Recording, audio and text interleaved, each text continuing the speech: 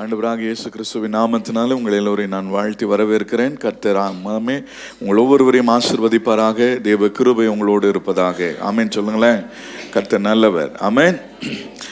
ஏசாயா தீர்க்கதரிசன புஸ்தகம் 59வது அதிகாரம் 19வது வசனத்தை ஒருவர் வாசிக்கலாம். அப்பொழுது சூரியன் அஸ்தமிக்கும் திசை தொடங்கி கர்த்தரின் நாமத்திற்கும் சூரியன் உதிக்கும் திசை தொடங்கி அவருடைய மகிமைக்கும் பயப்படுவார்கள். வெள்ளம் போல் சத்துரு வரும் பொழுது கர்த்தருடைய ஆவியானவர் அவனுக்கு விரோதமாய் கொடியேற்றுவார். Praise the Lord. ஹல்லேலூயா. நம்முடைய ஆண்டவர் நல்லவர். ஆண்டவர் இந்த நாட்கள் தொடர்ந்து நம்ம ஜெயத்தை பற்றி, ஜெயங்கொள்ளுகிறதை பற்றி நாம் தியானிக்கும்படி பரிசுத்த ஆவியானவர் நமக்கு உதவி செய்து வருகிறார். சந்தோஷமா இருக்கிறீங்களா? அல்லேலூயா. நம்முடைய வாழ்க்கையில் எப்படி சொல்றது, இந்த பணம் கொடுத்து முன்பதிவு செய்து வெற்றியான வாழ்க்கை வாழ்வது எப்படின்னு சொல்லி போய் கற்றுக்கிட்டு வராங்க. ஆண்டவர் நமக்கு இலவசமாக கொடுக்கிறார். அல்லேலூயா. இலவசமா ஆண்டவர் தன்னுடைய வார்த்தைகளை கொடுத்து ஒரு வெற்றியுள்ள வாழ்க்கை வாழ்வது எப்படி என்று ஆண்டவர் நமக்கு கற்றுக் கொடுத்து வருகிறார். கேட்கிறவர்கள் யாவரும் பாக்கியவான்கள், அதை கை கொள்ளுகிறவர்களும் பாக்கியவான்கள். ஆமென் சொல்லுங்களேன். அல்லேலூயா.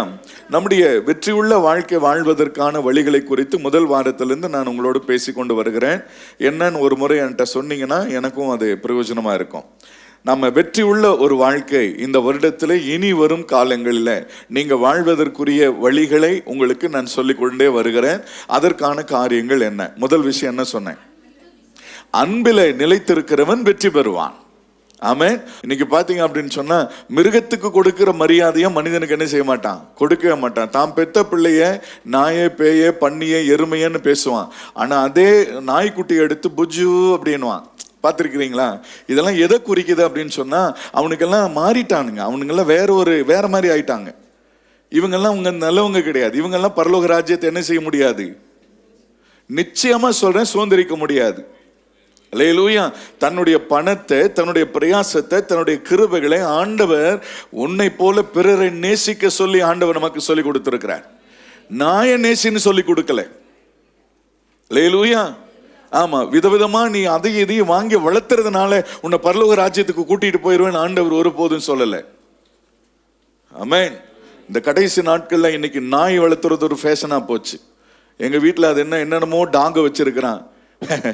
வாயா, உண்மை உத்தமமான ஊழியக்காரனா கூப்பிட போறாரு உன்னைய. பசிச்சவனுக்கு ஒரு நேரம் சோறு போட மாட்டேன், உன் மாமியாருக்கு மாமனாருக்கு சோறு போட மாட்டேன். ஆனால் அதே நேரத்தில் நாய்க்கு விதவிதமாக, அது என்ன இப்போ பார்த்தீங்கன்னா நாய்க்கு சாப்பாடு கடை திறந்து வச்சிருக்கிறான். நமக்கு எப்படி ஹோட்டல் திறந்து வச்சுக்கிறாங்களோ அதே மாதிரி நாய்க்கு சாப்பாடு கடை. அதுக்கு பேர் என்னங்க? Pet shop. ஆமாம், பெடியா? அதிகம் ஸ்டைலாக சொல்கிறீங்க பாருங்க, பெடி. அந்த மாதிரி ஒரு ஷாப்பை ஓப்பன் பண்ணி வச்சு நீங்கள் பாருங்க. இப்போ நீங்கள் போய் ஒரு பிரியாணி கேட்குறீங்க. நம்ம கோயம்புத்தூரில் ஒரு காஸ்ட்லி பிரியாணி மீறி போனால் ஒரு 350 ரூபாய்க்கு வாங்கினேன்னா, அதுக்கு சாப்பாடு வாங்கினேன்னா 750 ரூபா. அப்போ நீங்கள் எந்த அளவுக்கு கேவலமாக போயிட்டு இருக்கிறீங்க பாருங்களேன். நம்முடைய ஆண்டவர் நல்லவர். உன்னுடைய பணத்தை, உன்னுடைய பிரயாசத்தை வீணா செலவழிக்கிற அத்தனை பேரும் கணக்கு கொடுக்கணும். ஆரம்பமே இன்னைக்கு எப்படி இருக்கே, முடிவு எப்படி இருக்குமோ அப்படின்னு நீங்க யோசிக்க கூடாது. நானும் நல்லவன் தான், நீங்களும் நல்லவங்க தான். கர்த்தர் நல்லவர். ஆமென். நான் என்னுடைய நோக்கம் எல்லாம் என்னன்னு கேட்டீங்கன்னா, ஆண்டவருடைய ராஜ்யத்தை சுதந்திரிக்கணும். இருக்கிறவங்களெல்லாம் திட்டி திட்டி சபை விட்டு வெளியே போகிறதுக்கு அல்ல, அவருடைய ராஜ்யத்தை சுதந்திரிப்பதற்காகவே கர்த்தர் நம்மை அழைத்திருக்கிறார். ஆமென். ரெண்டாவது ஒரு விஷயத்தை சொன்னேன். என்ன சொன்ன பாருங்க? விசுவாசம்.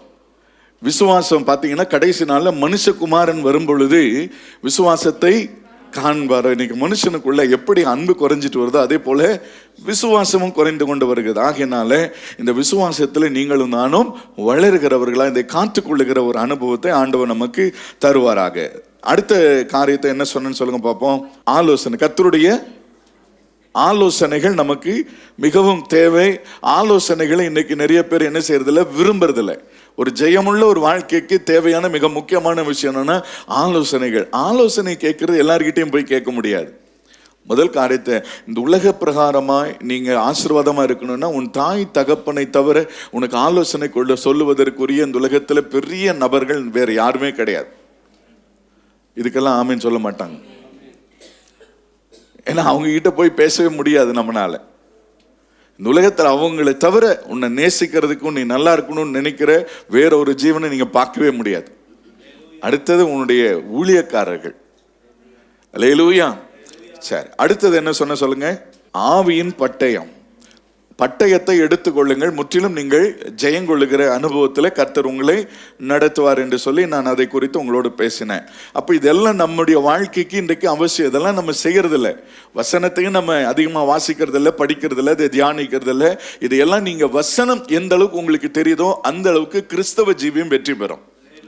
ஆமென். உலக பிரகாரமான வாழ்க்கையும் உங்களுக்கு ஆசீர்வாதத்தை கொண்டு வரும். அதே போல கிறிஸ்தவ வாழ்க்கையிலும் நீங்கள் ஒரு வெற்றியுள்ள ஒரு வாழ்க்கை வாழ்வதற்கு அது உதவியா இருக்கும். இந்த நாளில் நான் உங்களுக்கு சொல்லுகிறேன், பரிசுத்த ஆவியானவர் உங்களுக்காக ஜெயக்கொடியை ஏற்றி வைத்திருக்கிறாராம். நீங்க மாம்ச சிந்தை மரணம், ஆவியின் சிந்தையோ ஜீவனும் சமாதானம் என்று ஆண்டவருடைய வசனம் சொல்லுகிறது. ஆகையினால ஆவியானவருடைய உதவி இல்லாம நீங்க என்ன செய்ய முடியாது? வெற்றி உள்ள ஒரு வாழ்க்கை வாழ முடியாது. என்ன கவனிக்கிறீங்களா? பாஸ்ட் என்னமோ ஆவியானவர் சொல்றாரு, ஆவிக்குரிய சபை என்று சொல்லுகிறாரு. இந்த ஆவிக்குரியவர்கள் என்ன, இந்த ஆவியானவர் எனக்குள்ள வந்தா என்ன நடக்கும்? உங்களுடைய அனுபவத்தை என்கிட்ட கொஞ்சம் நீங்க பேசுங்க பார்க்கலாம். ஆவியானவர் உங்களுக்குள்ள இருந்தா எப்படி இருப்பீங்க? அதெல்லாம் ஓகே, ரைட், சந்தோஷம். உங்களுடைய குணாதிசயத்துல என்னென்ன மாற்றங்கள் வரும்? ஆவியானவர் உங்களுக்குள்ள இருந்தா. இப்ப நான் பரிசுத்த ஆவியை பெற்றிருக்கிறேன்னு வச்சுக்கங்க. நான் எனக்குள்ள ஆவியானவர் இருக்கிறேன், நான் கை தட்டுறேன், பாட்டு பாடுறேன், அந்நிய பாஷை பேசுறேன், இதெல்லாம் ஒரு அடையாளம். ஆவியானவர் உங்களுக்குள்ள இருந்தா இப்படி இருக்கும், என்ன நடக்கும் அப்படிங்கிறது சொல்லுங்க. சிம்பிளா ஒரு வார்த்தை சொல்லிட்டா, பழையவைகள் எல்லாம் ஒளிந்து போகும், புதியவைகள் தோன்றும். உதாரணத்துக்கு இன்னொரு விஷயத்த சொல்லணும்னா, வேறு மனுஷனாய் மாறி இருப்பீங்க. பழைய மனுஷனா இருக்க மாட்டீங்க, வேறு மனுஷனா, ஒரு புதிய மனுஷனா இருந்தீங்கன்னா ஆவியானவர் உங்களுக்குள்ள இருக்கிறார். புதிய மனுஷனா எப்படி? அன்னைக்கு காஞ்ச பாவியா இருந்தா இன்னைக்கு நனைஞ்ச பாவியா வந்த அந்த புதிய மனுஷன் அல்ல. சுபாவத்துல ஒரு புதிய மனுஷன், பேச்சில, செயல்களில, உன் நினைவுகளில, எல்லாவற்றிலும் ஒரு புதிய காரியத்தை வெளிப்படுத்துகிற ஒரு அனுபவம் யாருக்குள்ளெல்லாம் இருக்கும்? அவங்க எல்லாம் பரிசுத்த ஆவியின் நிறைவினாலே நடத்தப்படுகிறார்கள். ஆமென். அல்லேலூயா. அன்னைக்கு ஒரு 50% கெட்ட வார்த்தை பேசினேன், இன்னைக்கு 100% கெட்ட வார்த்தை பேசுறேன்னு ஆவியானவர் பெற்றிருக்கிறேன் அப்படின்னு சொல்லக்கூடாது. அது மாறிடணும், அது விலகிடணும் நம்மை விட்டு. அல்லேலூயா. கெட்ட வார்த்தைகள் ஒன்று உங்களுடைய வாயிலிருந்து புறப்படாது இருப்பதாக. அப்ப அது புறப்படலைன்னா உனக்குள்ள என்ன இருக்கு? ஆவியானவர் உன்னை வேலை செய்றார். ஒரு விஷயத்தை நான் உங்களுக்கு ஞாபகப்படுத்திட்டு செய்திக்குள்ள போறேன். ஒரு விஷயத்தை கவனித்துக் கொள்ளுங்க. இப்போ ஒரு தப்பு அப்படிங்கிறத உங்களுக்கு இந்த நேரத்தில் ஆண்டவருடைய வசனத்துல உணர்த்தப்படுறீங்கன்னு வச்சுக்கங்க, கேட்குறீங்கன்னு வச்சுக்கங்களேன். அது உடனடியா கீழ்ப்படிய சொல்லி உங்களுக்கு தூண்டுதல் வருது பாருங்களேன், அப்போ ஆவியானவரை பெற்றிருக்கிறீங்க. நான் தவறு செய்தேன்னு யார் ஒருவர் ஒத்துக்கிறார்களோ அவர்கள் ஆவியினாலே நடத்தப்படுகிறார்கள். வித்தியாசம் புரிஞ்சுதான்? ஒரு குடும்ப வாழ்க்கையில நான் உங்களுக்கு சொல்றேன், சபைக்குள்ள சொல்றேன், சமுதாயத்துல சொல்றேன், எந்த ஒரு விஷயத்தை தவறு செய்யறது மனுஷனுடைய இயல்பு. அது நம்ம மாம்சத்துல இருக்கக்கூடிய ஒரு பலவீனம். அப்ப அதை தவறு செய்துட்டோம் அப்படின்னு சொன்னா அந்த தவறை ஒத்துக்கொள்றோம் பாத்தீங்களா, அவன் ஆவியினாலே நடத்தப்படுகிறான். உங்க குடும்பத்துல இன்னைக்கு நீங்களே உங்களை குறித்து நீங்க யோசனை பண்ணி பாருங்க. உங்க பிள்ளைங்க நான் பரிசுத்த ஆவியை பெற்றிருக்கிறேன் அப்படின்னு யாராவது உங்ககிட்ட சொல்றாங்க, அல்லது உங்க குடும்பத்தில் இருக்கிறவங்க சொல்றாங்க அப்படின்னா, அப்ப யாரெல்லாம் ஆவியினாலே நடத்தப்படுகிறாங்கன்னு சொல்லி உங்களை நீங்களே நிதானிச்சு பார்த்துக்கங்க, சோதிச்சு பார்த்துருக்கேன். பரிசுத்த ஆவியை பெற்றவங்க மாத்திரம் இல்லையா? சொல்லுங்க பார்ப்போம். அப்ப நீங்க எல்லாம் போய் இன்னைக்கு செக் பண்ணி பாருங்க, நான் எப்படி இருக்கிறேன், என்ன பண்றேன் அப்படிங்கறத. இந்த வசனத்தின்படி வாழ தங்களை அர்ப்பணிக்கிற அத்தனை பேரும் பரிசுத்த ஆவியிலே நடத்தப்படுகிறார்கள். உங்களுக்கு அது கடினமா இருந்தாலும் இதுதான் சத்தியம், இதை நான் ஏற்றுக்கொண்டே ஆகணும்னு சொல்லி தீர்மானம் பண்றீங்கல்ல, அவங்க மட்டும்தான் ஆவியினாலே நடத்தப்படுகிறார்கள். பாருங்க, நான் உங்களுக்கு சொல்றேன், உதாரணத்துக்கு நான் சொல்றேன், ஒரு பிரசங்கம் நான் பண்ணோம் அப்படின்னு சொன்னா இந்த வசனத்தை விட்டு வெளியே போக முடியாது. வேற ஒருவர் எழுதி கொடுத்ததை வச்சு நான் பேச முடியாது. ஆவியானவர் இன்றைக்கு எத்தனையோ செய்திகள் இருக்கு, எவ்வளவோ விஷயத்தை நான் பேச முடியும், அதையெல்லாம் பேச முடியாது. ஆவியானவருடைய சிந்தைக்குள் என்ன கொண்டு வருகிறாரோ அதை தான் நான் பேசுவதற்கு நான் அழைக்கப்பட்டிருக்கிறேன். அது ஆவிக்குரிய சபை. நான் சொல்றது உங்களுக்கு புரியுதா? இதே பார்த்தீங்க அப்படி சொன்னா, ஒருத்தர் செத்து போயிட்டாலும் சரி, இல்லை ஒருத்தர் குழந்தை பிறந்துருச்சுனாலும் ஒரு புக்கில் எழுதி கொடுத்துருப்பாங்க. அதை பார்த்து மனப்பாடம் பண்ணி சொல்லிட்டு போறதுக்காக நான் அழைக்கப்படவில்லை. ஆவியானவர் என்ன உங்களுக்கு சொல்ல விரும்புகிறார் என்பதை அறிந்து சொல்லுகிற, நடத்துகிற ஒரு அனுபவத்திற்கு மத்தியில இந்த ஊழியத்தை கர்த்தர் கட்டி எழுப்பி வருகிறார். ஆமேன் சொல்லுங்களேன். கர்த்தர் நல்லவராகவே நமக்கு இருக்கிறார். ரோமர் 8வது அதிகாரம் 1-2 ஆகிய வசனங்களை வாசிக்க போகிறோம். ஆனபடியால் கிறிஸ்து இயேசுவுக்கு உட்பட்டவர்களாய் இருந்து மாம்சத்தின்படி நடவாமல் ஆவியின்படியே நடக்கிறவர்களுக்கு யாருக்கு ஆக்கினை தீர்ப்பில்லை?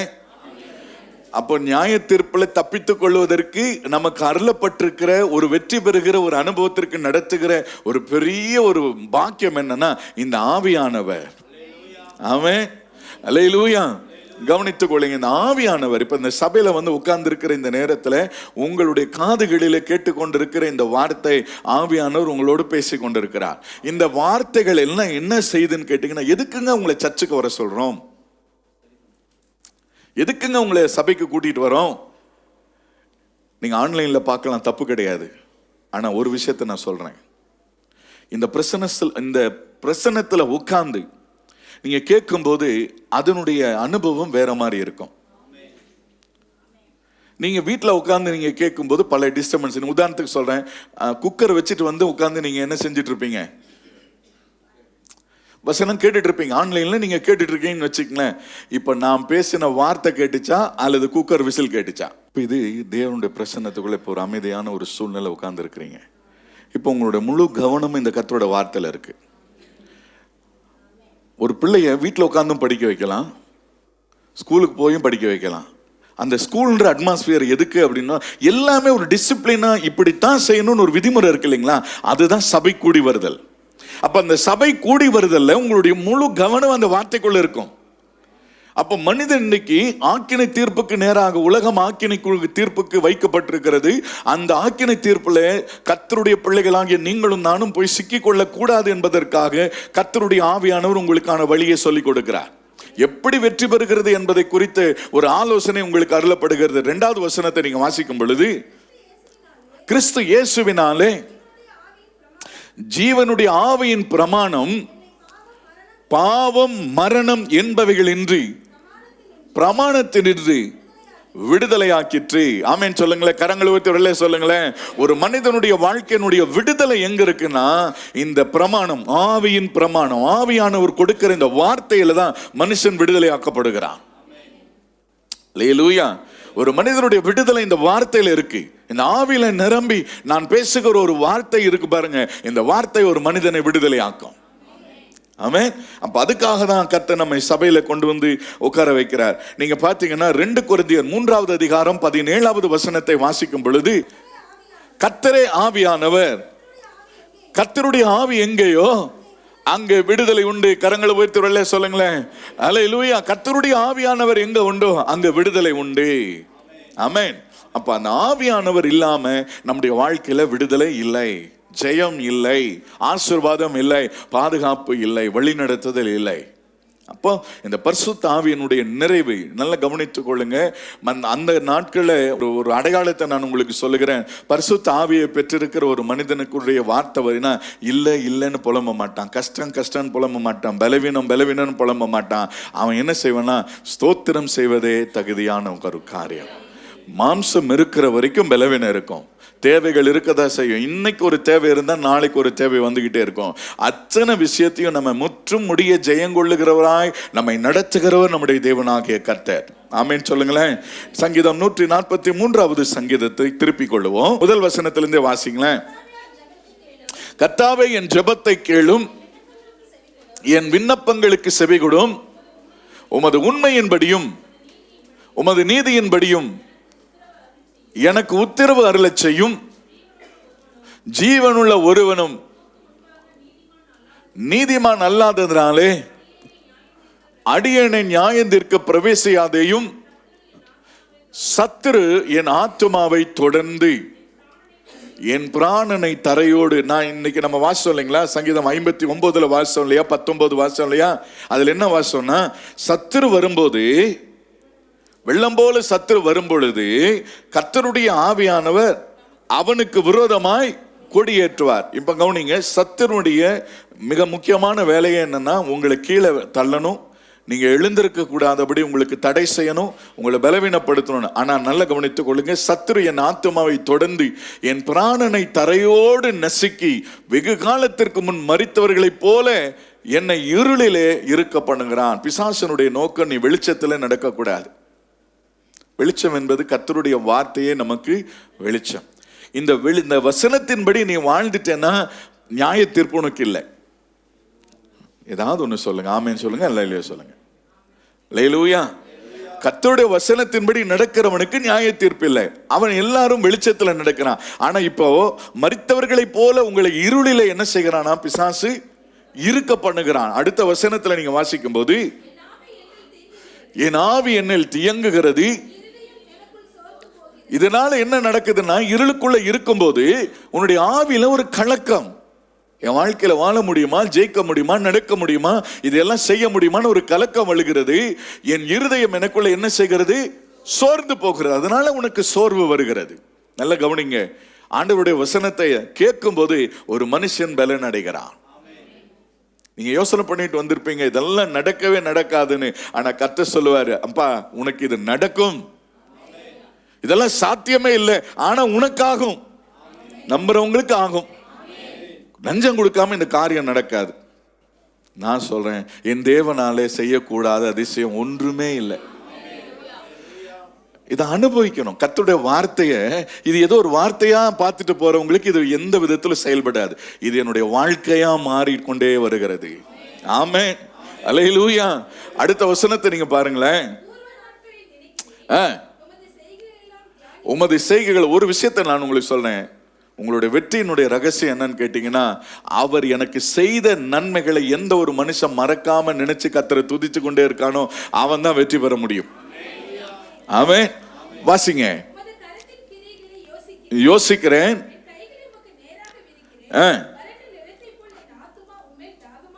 தாகமா இருக்கிறது, செவி கொடும், என் ஆவி தொய்ந்து போகிறது, ஒப்பாகாதபடிக்கு மறையாதையும் அதிகாலையில் உம்முடைய கிருபையை கேட்க பண்ணும். காலைதோறும் அவருடைய கிருபைகள். சந்தோஷமா கரங்களை உயர்த்தி காலையில எழுந்து ஜெபம் பண்ணிட்டு கர்த்தரை நோக்கி பார்க்கிறவனுடைய முகத்தை கர்த்தர் பிரகாசிக்க பண்ணுவார். ஒவ்வொரு நாளும் புதிய ஆசீர்வாதத்தோடு உங்களுடைய வாழ்க்கை தொடங்குவதற்கு ஆண்டவர் உங்களுக்கு உதவி செய்வார். சங்கீதக்காரன் சொல்லுகிறார், அதிகாலையில் உம்முடைய கிருபை என்ன செய்யும், கேட்க பண்ணும். உம்மை நம்பி இருக்கிறேன், நான் நடக்க வேண்டிய வழியை எனக்கு காண்பியும், உம்மிடத்தில் என் ஆத்துமாவை உயர்த்துகிறேன். நீ உயர்த்த வேண்டிய, நீ எதிர்பார்க்க வேண்டிய ஒரு மிக முக்கியமான ஒரு விஷயம் என்னன்னு கேட்டீங்கன்னா, கர்த்தருடைய வார்த்தைக்காக, அவருடைய பிரசன்னத்திற்காக. அடுத்த வசனம் வாசிக்கிறீங்களா? தப்புவியும் உம்மை புகலிடமாய் கொள்கிறேன். கவனிங்க, எப்போ ஒரு மனுஷன் அவருக்கு பிரியமானதை செய்ய வேண்டும் என்று விரும்புகிறானோ அவனுக்கு கர்த்தர் போதிக்கிறார். அதுக்குதான் இந்த சர்ச்சை, அதுக்குதான் இந்த வசனம், அதுக்குதான் இந்த பிரசங்கம். ஆமென் சொல்லுங்களேன். அல்லேலூயா. போதித்தருளும் நீரே என் தேவன், உம்முடைய நல்ல ஆவி என்னை செம்மையான வழியில நடத்துவாராக. எத்தனை பேருக்கு புரிஞ்சது? ஆவியானவர் உங்களுக்கு வெள்ளம் போல சத்துரு வரும்போது இந்த ஆவியானவர் தான் உங்களுக்கு என்ன செய்ய போகிறாரா, செம்மையான வழியில, எது வெற்றி பாதை என்பதை சொல்லி கொடுத்து உங்களை நடத்துவார். அப்ப பிரசங்கம் கேட்கறது நல்லதா கெட்டதா? கேட்கிற அத்தனை பேருக்கும் என்ன நடக்குதுன்னா, செம்மையான வழி எது, வெற்றி பாதை எதுன்னு தெரிஞ்சுக்கும். அப்ப அந்த பாதையில உங்களால என்ன செய்ய முடியும், நடக்க முடியும். ஆமென் சொல்லுறீங்களா? அல்லேலூயா. நம்முடைய ஆண்டவர் நல்லவர். 46வது சங்கீதத்துல 7, 8 ஆகிய வசனங்களை வாசிக்கும் பொழுது,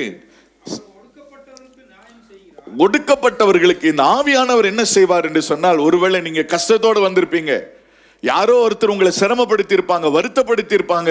ஆண்டவர் உங்களை பார்த்து இந்த காலை வேளையில சொல்லுகிற ஒரு காரியம் என்னன்னா, அவர் ஒடுக்கப்படுகிறவர்களுக்கு நியாயம் செய்கிறார், பசியா இருக்கிறவர்களுக்கு ஆகாரம் கொடுக்கிறார். கரங்களை உயர்த்தி சொல்லுங்களேன். மனுஷன் அப்பத்தினால் மாத்திரமல்ல தேவனுடைய வார்த்தையினாலே பிழைக்கிறான். இந்த வார்த்தை உங்களை என்ன செய்யுதுன்னா, உங்களுடைய தேவைகளை சந்திக்க வைக்கிறது.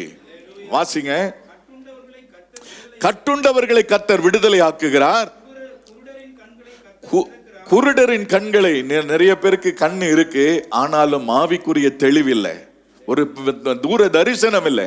இந்த நாள்ல கர்த்தர் என்ன செய்கிறார்னா அந்த வெளிச்சத்தை உங்களுக்கு உண்டாக்கி கொடுக்கிறாரா. வாசிங்க.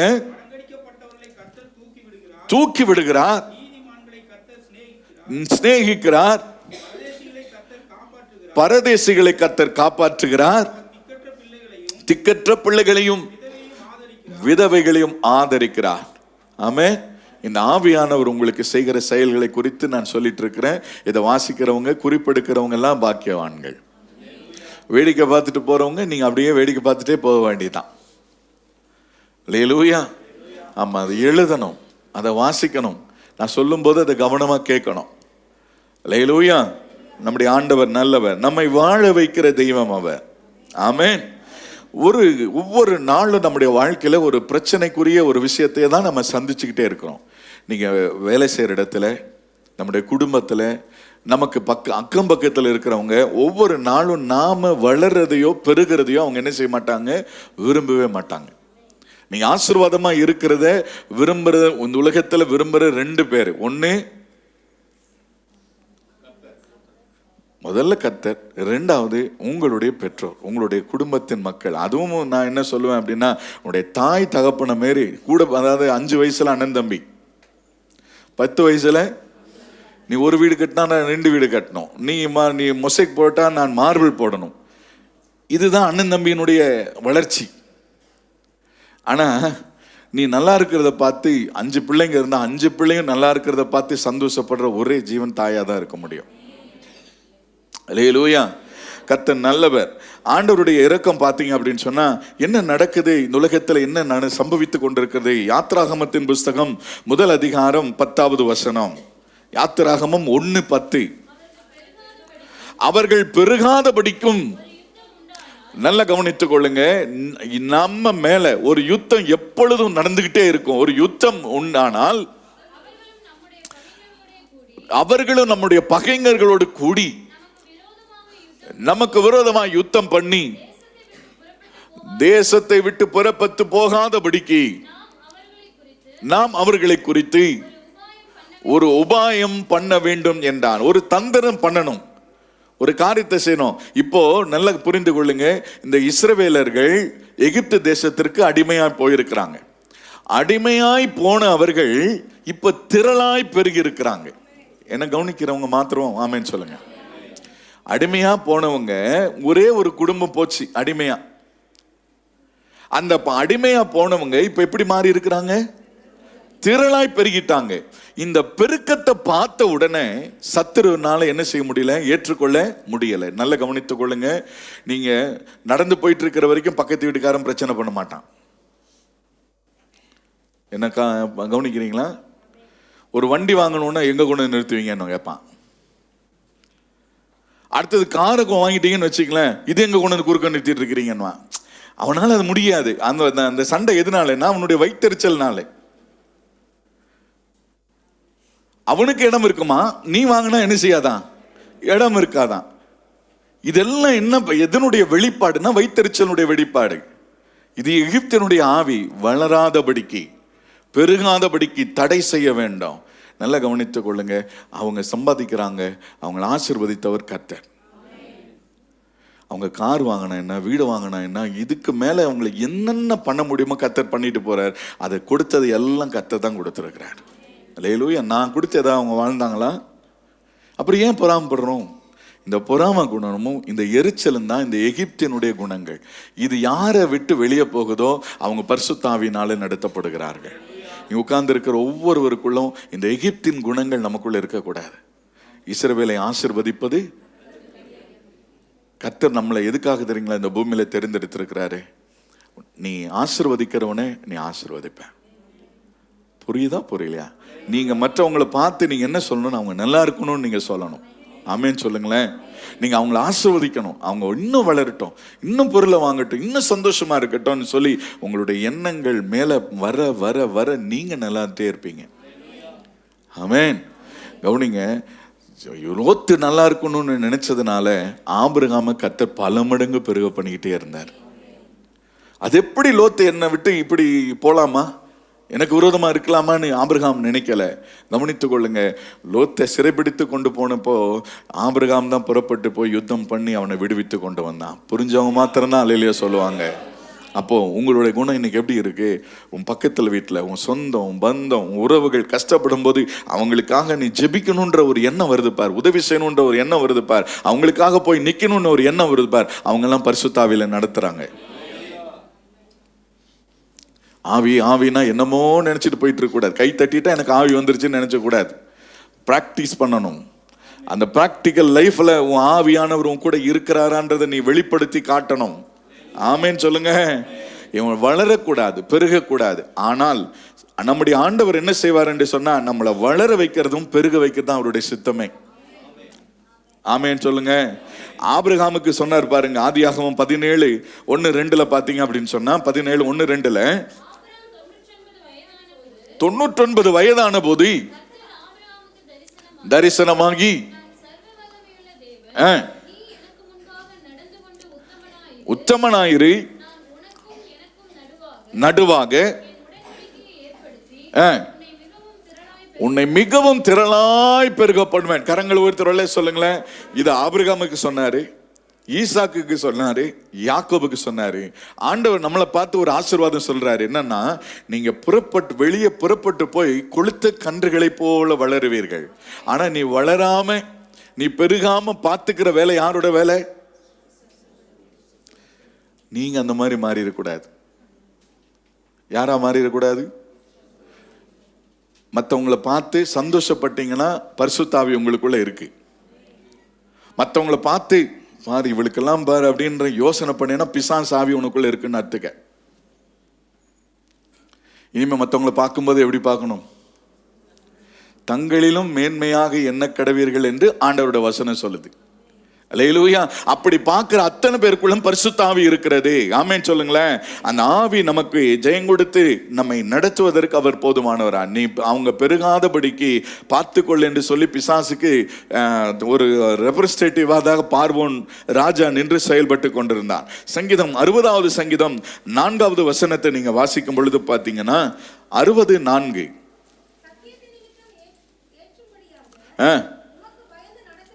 சத்தியத்தின் மித்தம் ஏற்றும்படியாக உமக்கு பயந்து நடக்கிறவர்களுக்கு ஒரு கொடியை கொடுத்திருக்கிறீர். அந்த கொடி தான் பரிசுத்த ஆவி.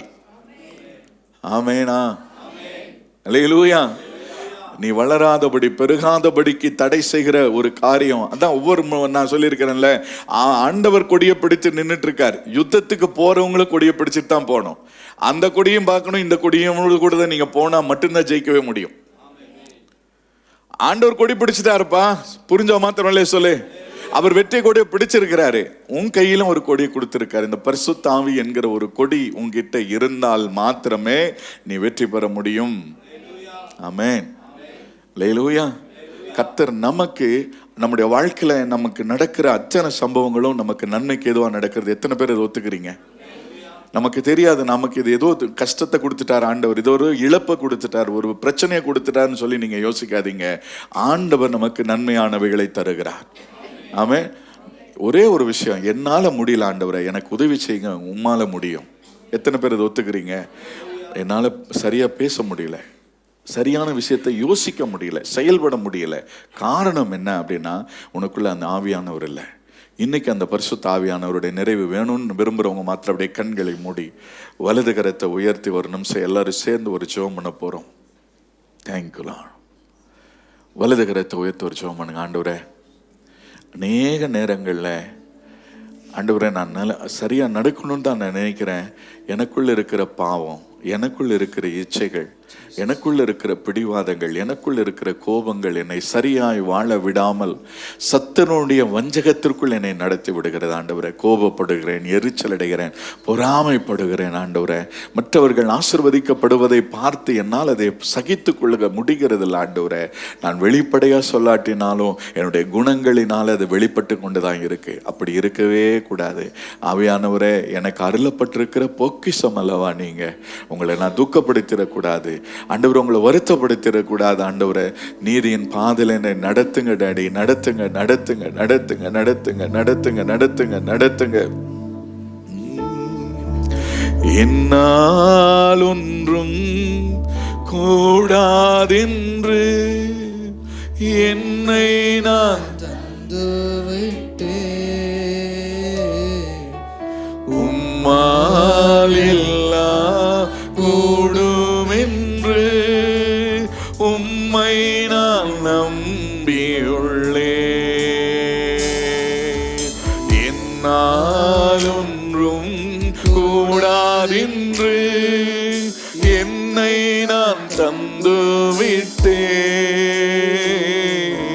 உம்மால் எல்லாம் கூடும் என்று உம்மை நான் நம்பியுள்ளே. எல் ஷடாய் சர்வ வல்லவரே, எல்லாம் செய்பவரே, இல்லாதவைகளை இருக்கின்றதா வரவழைப்பவரே. எல் ஷடாய் சர்வ வல்லவரே, எல்லாம் செய்பவரே, இல்லாதவைகளை இருக்கின்றதா வரவழைப்பவரே.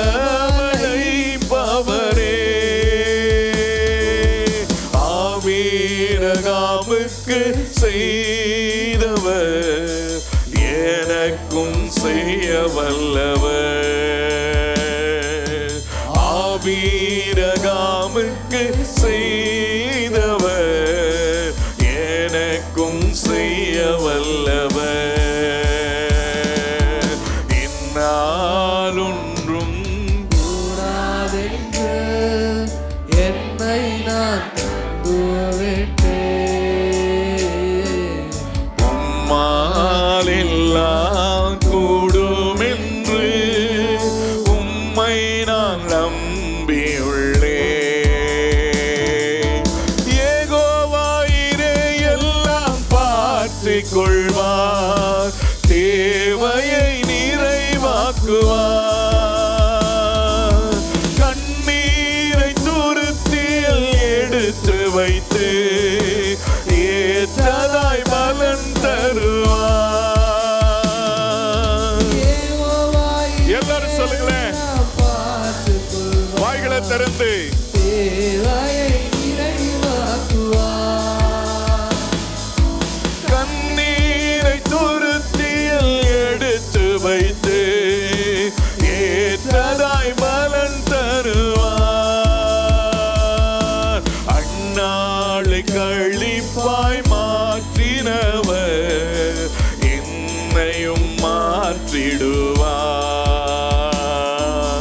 அந்நாளை கழிப்பாய் மாற்றினவர் என்னையும் மாற்றிடுவார்.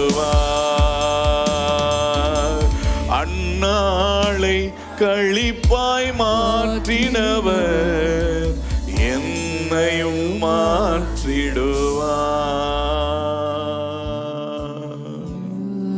ஆபிரகாமுக்கு செய்தவர் எனக்கும் செய்ய வல்லவராய் இருக்கிறார். எல்லாரும் சேர்ந்து சொல்லுங்களேன், உங்க நெஞ்சு மேல அப்படியே கைய வச்சு. ஆபிரகாமுக்கு செய்தாரே, ஈசாக்குக்கு செய்தாரே, யாக்கோபுக்கு செய்தாரே, அன்னாளுக்கு செய்தாரே, எங்களுடைய முற்பிதாக்களுக்கு செய்தாரே, அவர்களை வாழ வைத்தாரே, ஜெயத்தோடு நடக்க வைத்தாரே, எனக்கும் செய்ய அவர் வல்லமை உள்ளவராய் இருக்கிறார். இயேசுவின் நாமத்தில் ஆசீர்வதியும் எங்கள் நல்ல பிதாவே, ஆமென். எத்தனை பேர் சந்தோஷமா இருக்கிறீங்க? ஆபிரகாம் பெருகினால் நீங்களும் பெருகுவீர்கள்.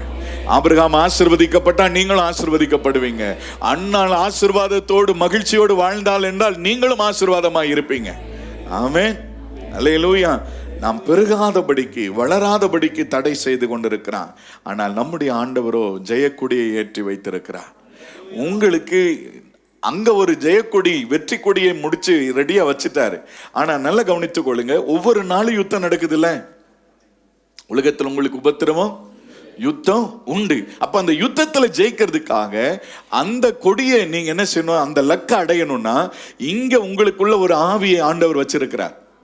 இந்த பரிசுத்த ஆவி உங்களுக்குள்ள கொடுக்கிறார். இந்த ஆவியினுடைய நிறைவோடு நடக்கிற அத்தனை பேரும் அந்த இடத்தை போய் அடைய முடியும். அல்லேலூயா. அந்த இடத்தை நீங்க ரீச் ஆகணும்னு சொன்னா கட்டாயம் என்ன செய்யணும்? இந்த பரிசுத்த ஆவியானவர் உங்களுக்காக கொடியேற்றி ஒவ்வொரு நாளும் சோர்ந்து போகும்போதெல்லாம் ஆண்டவர் உங்களுக்கு பலன் கொடுத்து சத்துவம் இல்லாத நேரங்கள் எல்லாம் சத்துவத்தை பெருக பண்ணி உங்களை அற்புதமான வழியில நடத்துவதற்கு அவர் போதுமானவராக இருக்கிறார். சந்தோஷமா ஒரு ஆமென் சொல்லுங்களேன். ஹல்லேலூயா. கர்த்தர் நமக்கு ஜெயத்தை கொடுத்து நடத்த அவர் போதுமானவராக இருக்கிறார். ஆனா நீங்க வளரக்கூடாது, பெருகக்கூடாதுங்கிறதுக்காக எப்போதுமே உன் குடும்பத்தாரே உனக்கு சத்துரு. இதுக்கு மட்டும் ஆமென் சொன்னீங்க பாருங்க. உன்னுடைய சொந்தம்னாலே பிரச்சனை தான். அதுல எப்படின்னு பாத்துக்கங்க. ஒரு காரியத்தை நான் உங்களுக்கு சொல்றேன். 1 சாமுவேல் 17வது அதிகாரம் 45வது வசனத்தை ஒருவர் வாசிக்கிறீங்களா?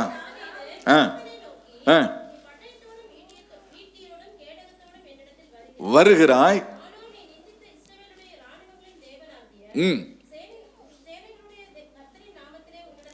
உன்னிடத்தில் வருகிறேன். முதல் காரியமே என்னன்னு கேட்டீங்க அப்படின்னு சொன்னா, இவனை குறித்து, தாவீதை குறித்து தேவன் ஒரு மகா பெரிய திட்டத்தை வைத்திருக்கிறார். இப்ப தாவீதுடைய வாழ்க்கையில இந்த ஜெயம் பெறுவதற்கு முதல் காரியம் அவன் செஞ்ச ஒரு விஷயம் என்னன்னு கேட்டீங்க அப்படின்னு சொன்னா, கர்த்தருடைய நாமத்தை அறிந்திருந்தான். சந்தோஷமா இருக்கிறீங்களா? அவருடைய நாமம் வார்த்தை. போன வாரம் உங்களோட பேசினேன். அந்த பட்டயம் வார்த்தை தான். இந்த நாமத்தினாலே போய் நின்று பாருங்க, அவன் பட்டயத்தோடு ஈட்டியோடு வருகிறான். நானும் இப்போ நீங்க போய் யாரு கூடயும் பட்டயத்தையும் ஈட்டி எடுத்துட்டு சண்டை போடுற ஆட்கள் நீங்க இல்ல, புரிஞ்சுக்கோங்க. ஆமென். நீங்க வார்த்தைக்கு வார்த்தை பதில் சொல்லிட்டே நிக்க கூடாது. ஆமென். நீங்க அமைதியா இருந்தா கர்த்தர் உங்களுக்காக யுத்தம் பண்ணுவார். ஒரு விஷயத்தை நான் உங்களுக்கு சொல்லுகிறேன். சத்துருவை உள்ள அனுமதிப்பது எதுக்குன்னு கேட்டீங்க அப்படின்னா, உள்ள அனுமதிக்காமல் இருப்பது உங்களை பாதுகாப்பதற்காக.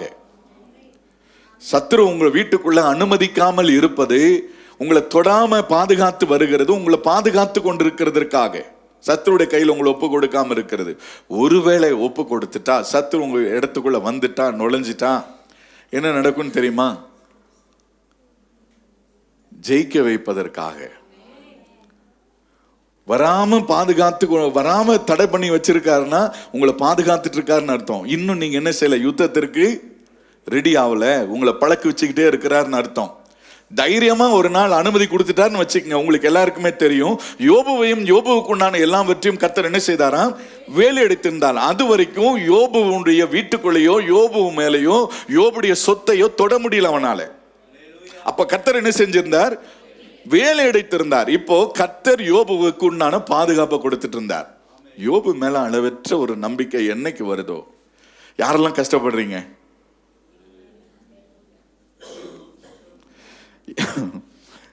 உட்கார்ந்து இருக்கிற அத்தனை பேரும் கஷ்டங்கள் மத்தியில, தேவைகள் மத்தியில, குறைவுகள் மத்தியில இருந்துட்டு தான் இருக்கிறோம். அப்போ நல்லா புரிந்து கொள்ளுங்க, கர்த்தர் இப்போ உங்களுக்கு என்ன செய்யறாருன்னா, ஒவ்வொரு நாளும் அவருடைய சமூகத்துல வந்து உட்கார வச்சு உங்களை பலப்படுத்துறார். பலப்படுத்தி உங்களை உலகத்திற்குள்ள அனுப்பும் போது நீங்க வெற்றி பெறணுங்கிறதுக்காக சத்துருடைய கரத்துல சில நேரங்கள் உங்களை ஒப்பு கொடுக்கிறார். இப்போ கர்த்தர் என்ன செஞ்சார்? வேலிய முதல்ல எடுத்துட்டார். யோபுடைய வாழ்க்கையில நடந்த முதல் விஷயம் என்னன்னா, வேலி தகர்க்கப்பட்டது. அப்பவும் ஆண்டவர் சொன்னார், நீ அவனை மற்றதெல்லாம் நீ தொடலாம், அவனுடைய ஜீவனை மாத்திரம் என்ன செய்யக்கூடாது, தொடக்கூடாதுன்னு அனுப்பி வச்சார். கடைசியில எல்லாத்தையும் முடிச்சுட்டான் பாருங்க. எல்லாத்தையும் முடிச்சு கட்டினதுக்கு அப்புறமும் யோபு சொல்றார், கர்த்தர் கொடுத்தார். இப்படியும் மனிதர்கள் பூமியில வாழ்ந்திருக்கிறாங்க. அல்லேலூயா. அப்ப இது எல்லாம் கொடுத்தது கர்த்தர். எத்தனை பேர் ஒத்துக்கிறீங்களே தெரியல. நான் ஒன்னும் சம்பாதிக்கல. ஆமென் சொல்லுங்களேன். இது எல்லாம் சம்பாதிக்க வச்சது கர்த்தர். ஒருவேளை நம்மளை விட்டு சில பொருட்கள், சில காரியங்கள் நம்மளை விட்டு கடந்து போனாலும் கஷ்டப்படாதீங்க, வருத்தப்படாதீங்க. நான் உங்களுக்கு சொல்றேன், மீண்டும் அதை திரும்ப கொடுப்பதற்கு என் ஆண்டவர் நல்லவராக இருக்கிறார். ஒரு மடங்கல்ல, பல மடங்கு கொடுத்து உங்களை ஆசீர்வதிக்க. நல்லா புரிந்து கொள்ளுங்க. யாக்கோபு போகும்போது ஒரு வெறும் கோல். ஆமென். திரும்பி வரும்போது எப்படி வந்தானா? பரிவாரம்னா என்ன? 2 பரிவாரம்னு சொன்னது ஒரு ராஜ்யத்தை அமைத்து கட்டி அமைப்பதற்குரிய ஒரு ராஜாங்கம் நடத்துவதற்கு தேவையான அளவுக்கு, 2 ராஜாங்கம் நடத்துவதற்கு தேவையான அளவுக்கு ஆசீர்வாதத்தோடு திரும்பி வந்தானா. அல்லேலூயா. அப்ப எவ்வளவு திரளாய் கர்த்தர் பெருக பண்ணுகிறார் பாருங்க. இதுதான் நம்முடைய ஆண்டவர். சத்துரு முன்னாடி நீ தலைகுனிய கூடாது, சத்துரு முன்னாடி நீ வெட்கப்படக்கூடாது என்பதை நம்முடைய ஆண்டவர் பாருங்க. யாக்கோபை ஆசீர்வதிக்கும் போது, அவனை பெருக பண்ணும் போது, அவனுடைய சுதந்திரத்தை பெற்றுக்கொள்ளும் போது அதே நிலைமையில வச்சு அவனை சுதந்திரத்தை பெற்றுக்கொள்ள வைக்கல. யாக்கோபை இஸ்ரவேலாய் மாற்றி தான் பெருக பண்ணுவார். நான் சொன்னது எத்தனை பேருக்கு புரிஞ்சுதே? இப்ப கவனித்துக் கொள்ளுங்க. உங்களை கர்த்தர் எதுக்காக ஆண்டவர் அந்த நிலைமையில வச்சிருக்கிறார்? உங்களுடைய வாழ்க்கையில இந்த ஞானஸ்நானம் எதுக்கு, ஒரு மாற்றம் எதுக்கு, இந்த பரிசுத்தாவி எதுக்குன்னு கேட்டீங்க அப்படின்னு சொன்னா, தன் தவறை ஒத்துக்கொண்டு ஒரு புதிய மனுஷனாய் வாழ வேண்டும் என்று விரும்புகிற, தீர்மானிக்கிற, முயற்சி செய்கிற அத்தனை பேரையும் கர்த்தர் அதற்கு பின்பு ஆசீர்வாதத்தை கொடுக்கிறார். அவர்களுக்கு நியாய தீர்ப்பு இல்லை. புரிஞ்சவங்க மாத்திரம் இதுக்கு ஆமேன்னு சொல்லியிருப்பாங்க, புரியல நிறைய பேருக்கு. உலக பிரகாரமான ஆசீர்வாதத்தை கூட நீங்க வாங்கிடலாங்க. நான் சொல்றேன், இப்ப யாக்கோபு அந்த ஆற்றங்கரைக்கு வருகிற வரைக்கும் நியாய தீர்ப்புக்கு ஏதுவானவன். அப்ப மேல ஆசீர்வாதம் இருந்துச்சா இல்லையா? புறப்பட்டு வரும்போது ஆசீர்வாதத்தோட தானே வந்தான். கர்த்தர் ஏங்க இப்ப அவன் என்ன கேட்டா, என்னை ஆசீர்வதித்தால் ஒழிய நாம போவோம். ஏங்க அவனுக்கு தான் 2 ராஜாங்கம் நடத்துற அளவுக்கு ஆசீர்வாதம் இருக்குது. இப்போ இவன் என்ன கேட்கிறான்? ஆசீர்வதிக்கணும்னு சொல்லி கேட்கிறானே, இது என்ன முட்டாள்தனமா இல்லையா? அவன் கேட்ட ஆசீர்வாதம் என்னன்னு கேட்டீங்கன்னா, நான் நியாய தீர்ப்புக்கு எதுவானவனாய் போயிடக்கூடாது. புரியுதா உங்களுக்கு? நீங்க இங்க இருக்கிறவங்களை எல்லாரையும் கர்த்தர் ஆசீர்வதிச்சு தான் வச்சிருக்காரு. இன்னும் ஆசீர்வதிப்பார், இன்னும் உங்களை பெருக பண்ணுவார். அதுல எந்த மாற்றமும் கிடையாது. நான் உங்களுக்கு உறுதியா சொல்றேன். ஆனால் நான் நியாய தீர்ப்புல போய் மாட்டிக்கொள்ளாதபடி என்னை ஆசீர்வதியும் ஆண்டவரே. இந்த காலை வேளையில இன்னைக்கு கர்த்தர் உங்களுக்கு சொல்ற செய்தி இந்த ஒண்ணுதான். கர்த்தர் இன்னும் உங்களை ஆசீர்வதிப்பார். இதெல்லாம் ஆசீர்வாதம் அல்ல, நான் நியாய தீர்ப்புல போய் சிக்கிக்கொள்ளாதபடிக்கு ஜெயமுள்ள ஒரு வாழ்க்கை வாழ வேண்டும். அந்த ஆசீர்வாதத்திற்கு நேராக கர்த்தர் உன்னை நடத்தும்படி விரும்புகிறார். ஆமென் சொல்லுங்களேன். அல்லேலூயா. அப்போ நம்ம ஒவ்வொருவரும் நம்ம தெரிந்து கொள்ளணும். யோபு பாருங்க, திரும்ப அவ்வளோ விஷயங்களை இழந்ததுக்கு அப்புறம் ஆண்டவர் கொடுக்கிறாரு 2 மடங்கான ஆசீர்வாதம். இழந்தது எல்லாவற்றையும் திரும்ப 2 தனியா கர்த்தர் கொடுத்து அவனுடைய வாழ்க்கையில ஆயுசு நாட்களையும் கர்த்தர் கூட்டி கொடுத்தாரு பாருங்களேன். சந்தோஷமா சொல்லுங்களேன். அல்லேலூயா. இழந்த எல்லாவற்றையும் திரும்ப பெற்றுக்கொள்ளும்படி கர்த்தர் அவனுக்கு கிருபை தந்து அவனை நடத்தினது போல நம்மையும் நடத்துவதற்கு நம்முடைய ஆண்டவர் நல்லவராய் இருக்கிறார். ஆமென். ஏசாயா தீர்க்கதரிசன புஸ்தகம் 41வது அதிகாரம் 12வது வசனம், 41:12 பாருங்களேன். உன்னோடு போராடினவர்களை நீ தேடியும் காணாதிருப்பாய். போராட்டம் கொஞ்ச காலம்தான். புரிஞ்சவங்க மாத்திரம் சொல்லுவாங்க. உனக்கு உபத்திரவம் எத்தனை நாட்கள் இருக்கும்? கவலையோடு இருக்காத. ஐயோ இப்படியே வாழ்க்கை முடிஞ்சிருமோ அப்படின்னு நீங்க நினைச்சிடக்கூடாது. இது கொஞ்ச காலம். யோபுவுக்கு கொஞ்ச நாட்கள், கொஞ்ச காலம் தான் பிரச்சனைகள் இருந்தது. ஆனா நாள் ஒன்று வந்த பொழுது இது எல்லாவற்றையும் இந்த எல்லா ஆசீர்வாதத்திற்கும் மாறான ஆசீர்வாதத்தின் நாட்களை கர்த்தர் கொடுத்து வைத்திருந்தார். அதே போல உங்களுடைய வாழ்க்கையை நான் உங்களுக்கு சொல்லுகிறேன், உங்களுக்கு ஆசீர்வாதத்தின் நாட்கள் ஆரம்பித்திருக்கிறது. அல்லேலூயா. நீங்க தைரியமா முன்னேறுங்க. உன்னோடு போராடினவர்களை நீ தேடியும் காணாதிருப்பாய்.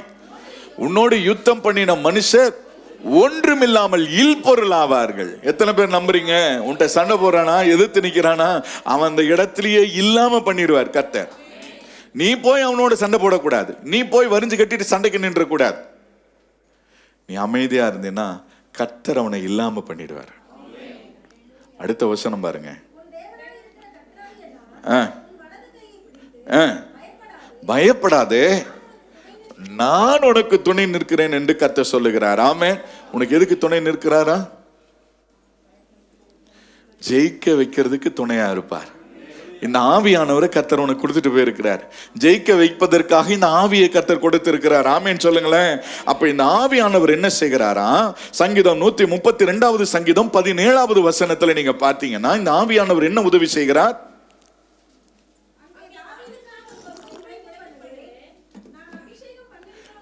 நான் அபிஷேகம் பண்ணி நிமித்தவனுக்காக விளக்கை ஆயத்தம் பண்ணி அவன் சத்துருக்களுக்கு. இந்த ஆவியானவர் செய்யற வேலையை பற்றி நான் பேசிட்டு இருக்கிறேன். சந்தோஷமா இருக்கிறவங்க மாத்திரம் இல்லையா சொல்லுவாங்க.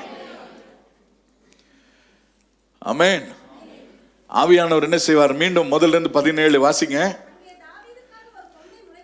தாவீதுக்காக ஒரு கொம்பை முளைக்க பண்ணுவேன்,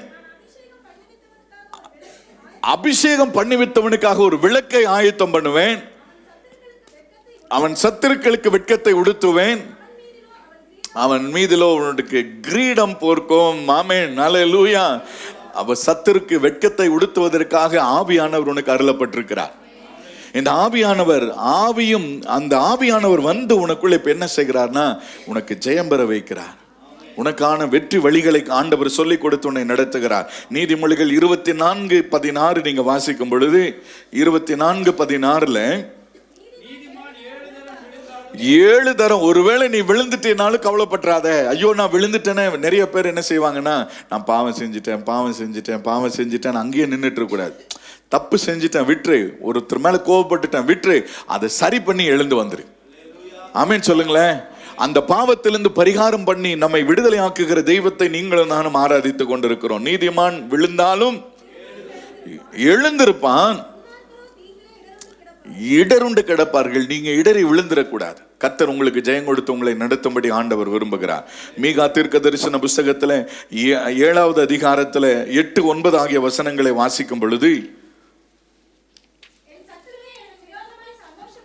என் சத்துருவே எனக்கு விரோதமாய் சந்தோஷப்படாதே, நான் விழுந்தாலும் எழுந்திருப்பேன். அங்க யோபு குறித்து சொல்லும் போது நான் உங்களுக்கு சொன்னேன், அவனை சுத்தியில் இருந்த நண்பர்கள் எல்லாம் என்னென்ன பேசியிருப்பாங்க யோசனை பண்ணி பாருங்க.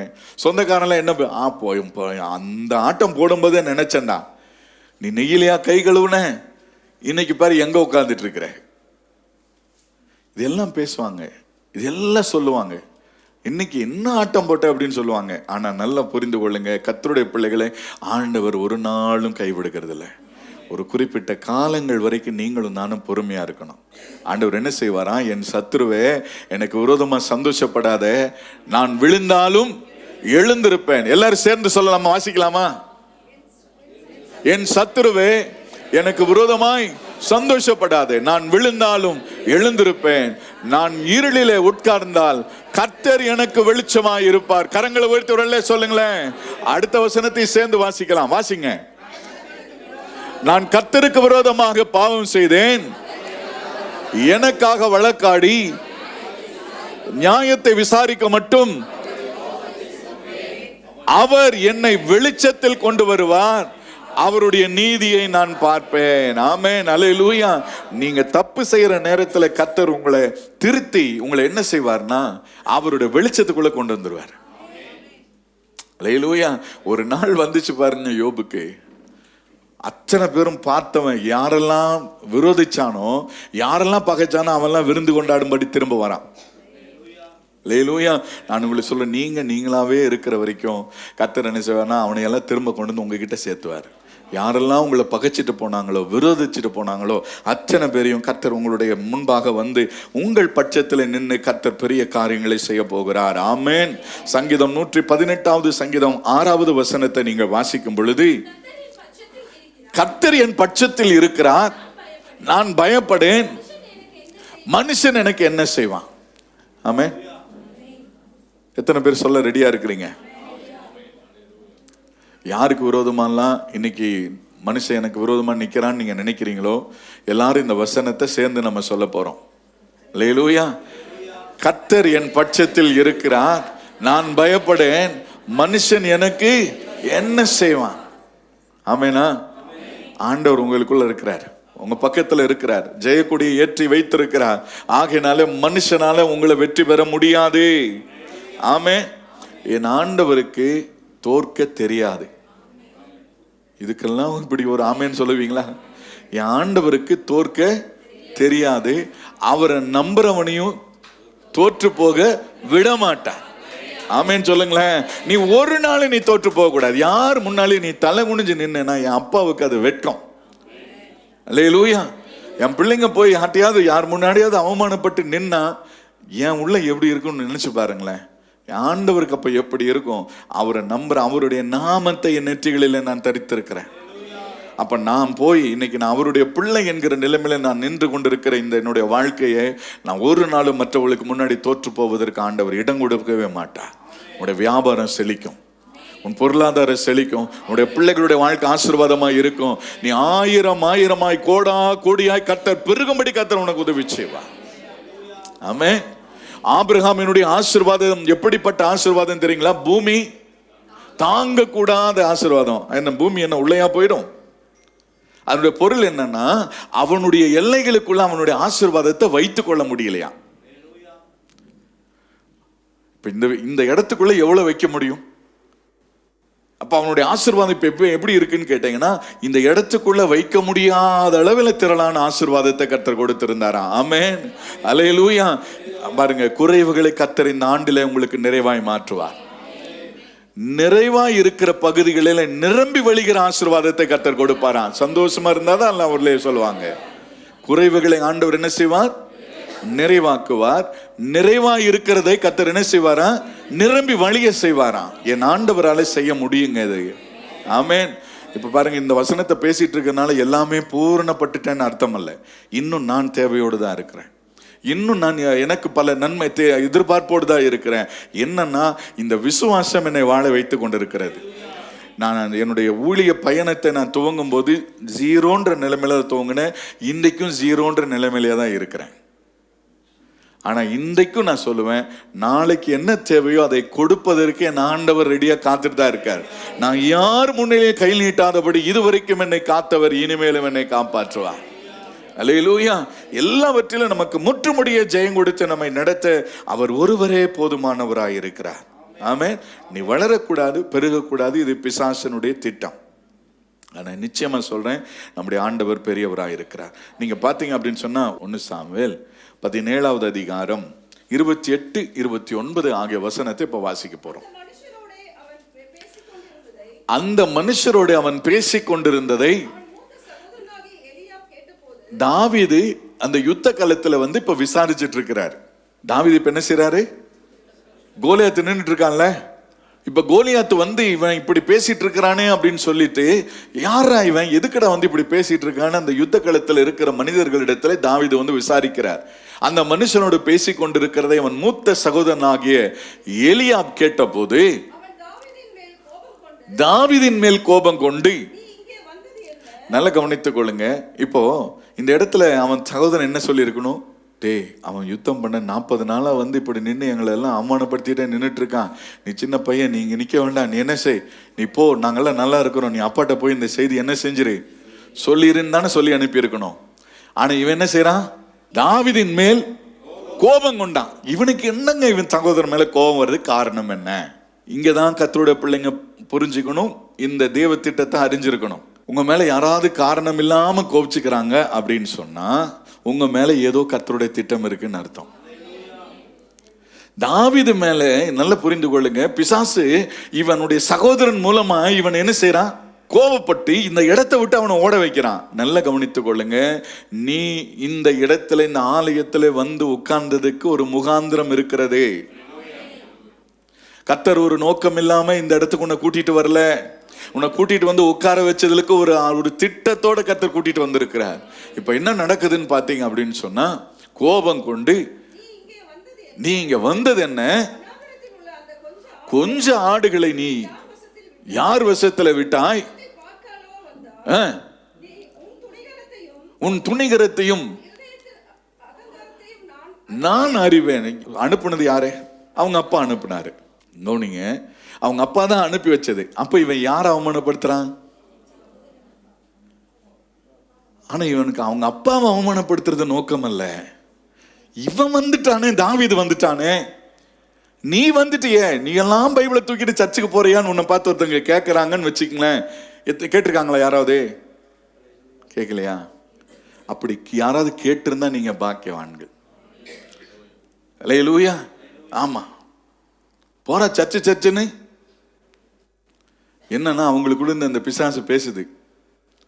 என்ன பேசுதுன்னா, நீ போயிட்டேன்னா நீ ஆசீர்வதிக்கப்பட்டுருவ, நீ சர்ச்சுக்கு போயிட்டேன்னா நீ வளர்ந்துருவ, நீ சர்ச்சுக்கு போயிட்டேன்னா நீ உயர்ந்துருவேன்னு சொல்லி அவனுக்கு தெரிஞ்சதுனால, இப்ப இந்த யுத்த காலத்துக்கு தாவீது வந்துட்டான்னு தெரிஞ்ச உடனே பிசாசு என்ன செய்யறான்? வந்தது என்ன, ஓடுறான் நீ திரும்ப அப்படின்னு. இவனை அவமானப்படுத்திட்டா இவன் என்ன செஞ்சிருவான்? ஓடிடுவான்னு நினைச்சிட்டான். நீங்க அப்படி பண்ணிட்டு இருக்கீங்க. இன்னைக்கு யாராவது அவமானப்படுத்திட்டா எப்படி திரும்ப அவங்க மூஞ்சில போய் முழிக்கிறதுன்னு நீ நினைக்கிறீங்களா? நல்லா கவனித்துக் கொள்ளுங்க, தேவ திட்டம் என்னை குறித்து இருக்கிறது. என்னை அவமானப்படுத்தியா படுத்து, நீ என்ன பண்ணு நினைக்கிறியோ பண்ணு. நாள் ஒன்று வரும் பொழுது என் தேவன் தலை நிமிர பண்ணுவார். அல்லேலூயா. கவனித்துக் கொள்ளுங்க, என்னை அழைத்ததற்கு ஒரு நோக்கம் இருக்கிறது. ஆமென்.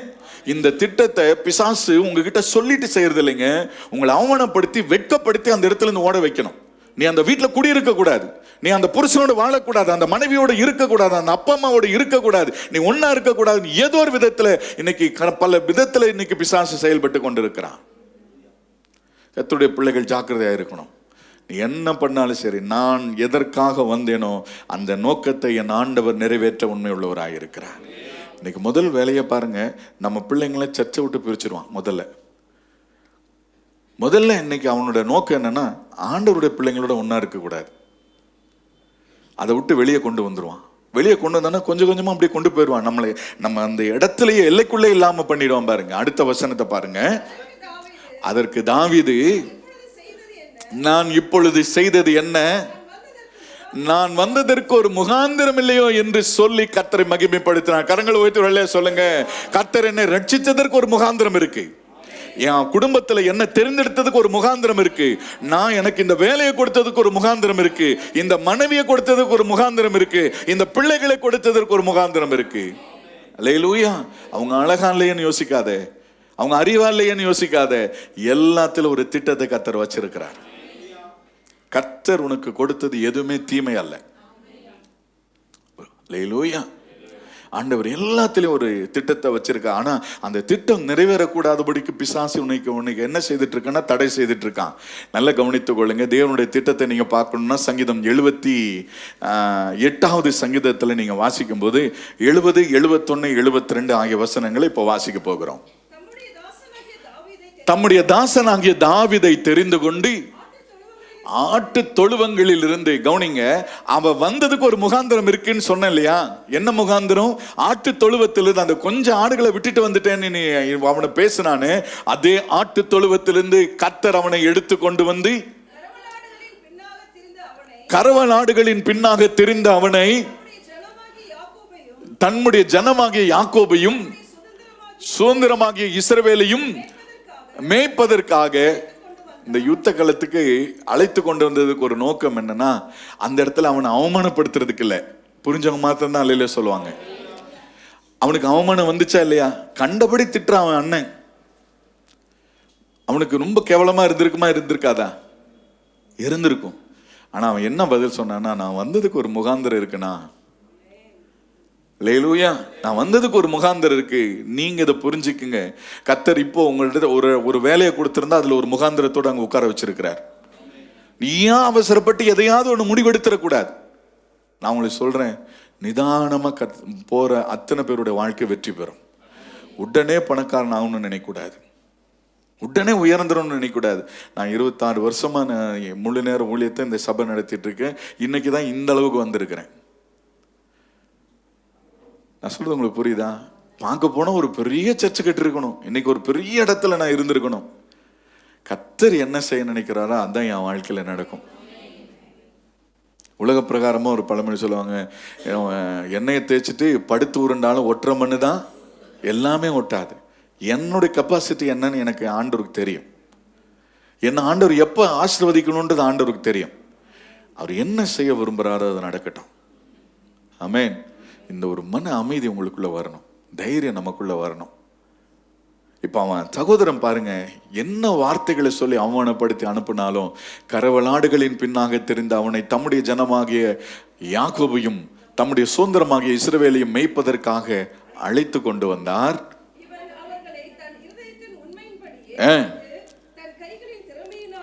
தன் கைகளின் திறமையினாலே அவர்களை நடத்தினார். ஆடு மேய்க்கிறதுக்கு தாண்டா நீ லாக்கின்னு சொன்ன அதே மனுஷனை கர்த்தர் என்ன செய்தானா, தன்னுடைய ஜனத்தை மேய்ப்பதற்கு அவனை கொண்டு வந்து நிறுத்தினாரா? அல்லேலூயா. உன்னை ஒரு லேபிள் மேல வச்சு உனக்கு இதான், இதுக்கு மேல வராதுன்னு சொல்லுவாங்க பாருங்க, அப்படிப்பட்ட நபரை கொண்டு போய் தான் கர்த்தர் என்ன செய்யறான், உயர்வான இடத்துல வைக்க போகிறார். ஆமென். நம்முடைய ஆண்டவர் நல்லவராக இருக்கிறார். சந்தோஷமா இருக்கிறீங்களா? அல்லேலூயா. சரி, இந்த வெற்றி கொடி, இந்த பரிசுத்த ஆவியை கர்த்தர் உங்களுக்கு கொடுக்கிறதனுடைய நோக்கம், ஏற்கனவே இப்போ நான் உங்களுக்கு தாவீதை பற்றி நான் உங்களுக்கு சொன்னேன். எந்த ஒரு வெற்றியுள்ள ஒரு வாழ்க்கை வாழ்ந்த ஒரு மனுஷனுடைய வாழ்க்கையை பார்த்தீங்கன்னாலும் இந்த பரிசுத்த ஆவியானவருடைய உதவி இல்லாமல் அவங்களால ஜெயிக்கவே முடியல. ஆபிரகாம் முதற்கொண்டு இன்றைக்கு இருக்கிற பரிசுத்தவான்கள் வரைக்கும், இனிமேல் வரப்போகிற பரிசுத்தவான்கள் யாரா இருந்தாலும் அவர்களுடைய வாழ்க்கையிலும் அவர்கள் வெற்றி பெறுவதற்குரிய ஒரே ஒரு வழி என்ன அப்படின்னு சொல்லி பார்க்கும்போது இந்த ஆவியானவருடைய உதவிதான். இந்த ஆவியானவருக்குள் நிலைத்திருக்கணும். ஏதோ ஒரு நாள் நான் பரிசுத்தாவியை பெற்றேன் அதோடு முடிஞ்சிடக்கூடாது. நான் உங்களுக்கு ஒரு விஷயத்தை நான் உங்களுக்கு சொல்றேன். 1 சாமுவேல் 10வது அதிகாரம் 1 சாமுவேல் 10வது அதிகாரம் 6வது வசனம் வாசிக்கிறீங்களா? கர்த்தருடைய ஆவி உண்மையில் இறங்குவார்.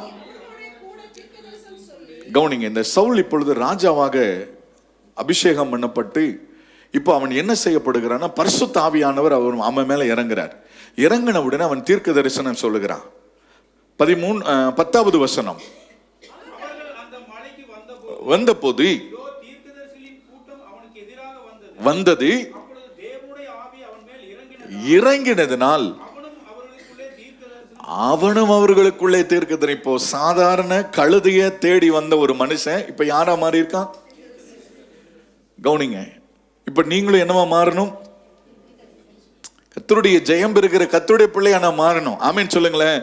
நான் உங்களுக்கு சொல்றேன், இப்போ பரிசுத்த ஆவி உங்களுக்குள்ள இருந்தால் உங்களுக்குள்ள ஒரு மாற்றம் வரும். எத்தனை பேருக்கு புரிஞ்சுது? நீங்க வந்த நிலைமையில இந்த ஆவின்னு சொல்றமே என்ன ஆவின்னு கேட்டீங்கன்னா, இந்த பரிசுத்த ஆவி வந்திருந்தா நீ பலவீனமாய் வந்திருக்கிற நீ பலவானாய் மாறுவ. பாவியா வந்திருக்கிற நீ பரிசுத்தவானாய் மாற்றுவ. நீ ஏழையா வந்திருக்கிற நீ ஐஸ்வர்யவானாய் மாறுவ. ஆமேன் சொல்லுங்களேன்.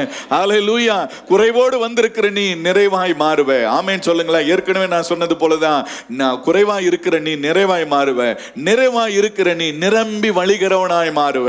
ஆமேன். கர்த்தர் அப்படிதான் உன்னை ஆசீர்வதிக்க விரும்புகிறார். இப்ப வெறுங்கையா வந்தவன் இப்ப ஆசீர்வாதத்தின் பாத்திரமா இப்ப மாறி இருக்கான். ஹல்லேலூயா. இப்ப பாத்தீங்க அப்படின்னு சொன்னா மாறினவனுக்குள்ள இந்த ஆவியை தக்க வச்சுக்கொள்ளணும். இதுதான் ரொம்ப முக்கியமான ஒரு விஷயம். ஒரு முறை பரிசுத்த ஆவி நமக்குள்ள வந்துட்டார்னா நம்மளை விட்டு வெளியே போவாரா போக மாட்டாரா?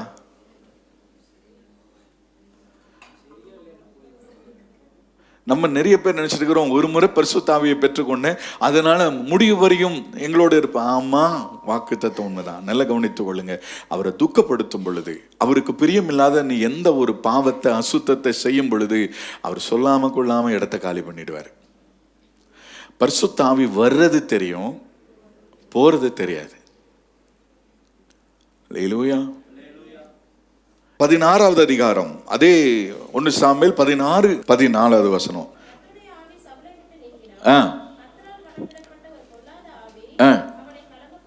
நல்லா கவனித்துக் கொள்ளுங்க. இது வரைக்கும் தீர்க்கதரிசியா இருந்த சவுல், நல்ல மனுஷனா இருந்த சவுல், இப்ப என்னவா மாறி இருக்கான்? பொல்லாத ஆவி பிடிச்சிருக்கு. இது வரைக்கும் பாத்தீங்கன்னா வெற்றியின் முகத்துல இருந்த அவன் இப்ப தோல்வியின் முகத்துக்குள்ள தள்ளப்பட்டிருக்கான். இப்ப பொல்லாத ஆவி அவனை பிடித்து கொண்டது. ஒண்ணு பரிசுத்த ஆவியினால ஒரு மனுஷன் நடத்தப்படணும், இல்ல அசுத்தாவினாலும் நடத்தப்படணும். ஆக மொத்தம் 2 ஆவி இந்த உலகத்தில் இருக்கு. உங்களுக்குள்ள என்ன ஆவி இருக்கு?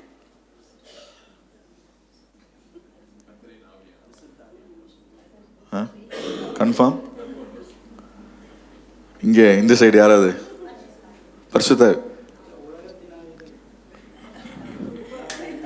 பா யோசனை சொல்லுப்பா. வீட்டுக்கு போன சோறு கிடைக்காது. நல்லா கவனித்துக் கொள்ளுங்க. ஞாயிற்றுக்கிழமை ஆராதனையை கட் பண்ணா உனக்குள்ள என்ன ஆவி இருக்கு நீயே முடிவு பண்ண. நான் சொல்றேன், எனக்கு உறவுகள் முக்கியம். நான் ரொம்ப நேசிக்கிறேன், எல்லாரையும் நேசிக்கிறேன். ஆனா இந்த ஊழியத்தை விட, இந்த ஆண்டவரை விட எனக்கு அவங்க முக்கியம் இல்லை. ஹல்லேலூயா. எனக்கு என் பிள்ளை ரொம்ப முக்கியம்.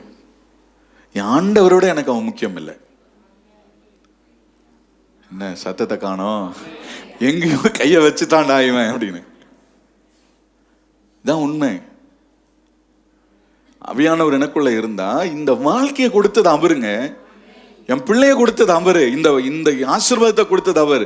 எனக்கு அவர் என் கூட. எனக்கு தெரியும் நம்ம எப்படி ஒவ்வொன்றா எப்படி நம்ம வந்திருக்கிறோம் எனக்கு தெரியும். இன்னைக்கு 100% இன்னைக்கு நம்ம பிள்ளைகளுக்கு இதுதான் தெரியாம போறதுதான் இப்ப நம்முடைய பிரச்சனையே. என் பிள்ளை கஷ்டப்படக்கூடாதுன்னு நம்ம காரை வாங்கிடுறோம், சைக்கிளை வாங்கிடுறோம், பைக்கை வாங்கிடுறோம், எல்லாம் சந்தோஷம். அதை கஷ்டப்பட்டிருந்தான்னா அதனோட மேன்மை தெரியும். அடிக்கொருக்கா என் பிள்ளைகளுக்கு சொல்லிகிட்டே இருப்பேன், ஞாபகப்படுத்திக்கிட்டே இருப்பேன். இதே தெருவில் அழுதுட்டு எத்தனை நாள் நடந்து போனேன்னு எனக்கு தெரியும். எங்கள் தாத்தாட்ட போய் சைக்கிள் கேட்டால் சைக்கிளை கொடுக்க மாட்டார். சைக்கிள் கடையே வச்சிருந்தாரு. இதே தெருவில் நான் போயிருக்கிறேன், அழுதுட்டு போயிருக்கிறேன். இன்னைக்கு இந்த ஆண்டவர் என்ன பண்றாருன்னு நீங்க யோசனை பண்ணி பாருங்க. அவங்க மேல வருத்தப்படலை, கர்த்தர் என்ன பழக்கி வச்சாருன்னு சொல்லுவேன். ஒருவேளை கொடுத்துருந்தா நான் சைக்கிளோட நின்றுருப்பேன். அதை கொடுக்காதனால தான் கர்த்தர் என்ன வேற இடத்து கொண்டு வந்தார். நான் சில ஆசீர்வாதம் உனக்கு கிடைக்கல அப்படின்னு சொன்னா கொடுக்காதவங்க மேல என்ன செஞ்சிடாதீங்க, வருத்தப்பட்டுறாதீங்க. அது கொடுக்காதது நல்லது. அப்பதான் நான் அதிகமா ஜெபம் பண்ணேன். நல்ல புரிந்து கொள்ளுங்க. இன்னைக்கு வளர்ற சந்ததிக்கு நான் சொல்ற ஒரு அறிவுரை என்னன்னு கேட்டீங்க அப்படின்னு சொன்னா, ஒரு ஆசீர்வாதம் உனக்கு கிடைக்கலையா, சந்தோஷப்படு. அடுத்த வேற லெவலுக்கு உன்னை ஆண்டவர் கொண்டு போறார். அடுத்த காரியத்துக்குள்ள உன்னை நடத்தி கொண்டு போறார், பழக்க வைக்கிறார். ஆமென். அந்த நிலைமையில கர்த்தர் உன்னை ஆசீர்வதிக்க பாருங்க. அதே மனுஷனை விட்டு இப்போ பரிசுத்த ஆவி இருக்கிற வரைக்கும் கனத்திற்குரியவனா இருந்தான். இப்போ பாருங்க, அவன் குறைவுபட தொடங்கிட்டான், தோல்வி முகத்துக்குள்ள போயிட்டான். கர்த்தர் உன்னை ஜெயமாய் நடத்தும்படி ஆண்டவர் விரும்புகிறார். 2 தீமோத்தேயு 1:7. சீக்கிரமா வாசிக்கிறீங்களா? 2 தீமோத்தேயு 1:7.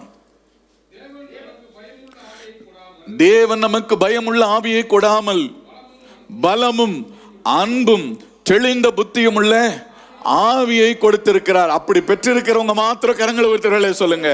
உங்களுக்குள்ள என்ன ஆவி இருக்கு இப்போ?